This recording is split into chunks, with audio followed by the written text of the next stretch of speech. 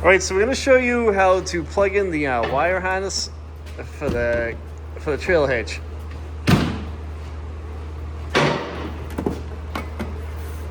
So did you already get that's the lead right there, right, Brian? It is. Okay. So just start from the inside. So it's pretty easy to do. You just got to remove these panels. So these panels come out with plastic push tabs, and they go right there.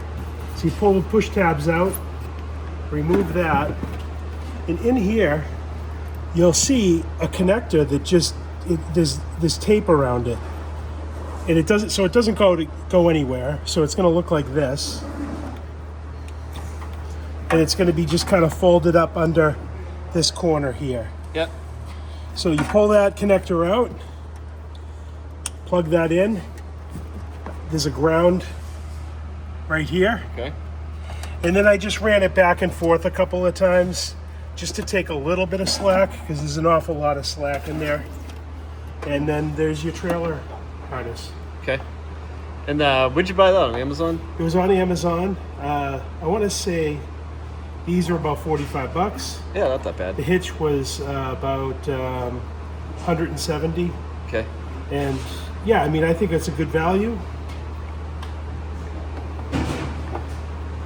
I think it's a very good value, you know, for the use we'll get out of it. I think you just put your panels back and kind of leave that poking up somewhere if you wanted to, so you can grab it easily. So the way So it's kind of nice. You don't need to splice anything. You ground that one wire. I'll be doing it is just putting this back, like you said. What's going on here? There we go. So and the wire will just come up between there, and I'll just leave the wire in here.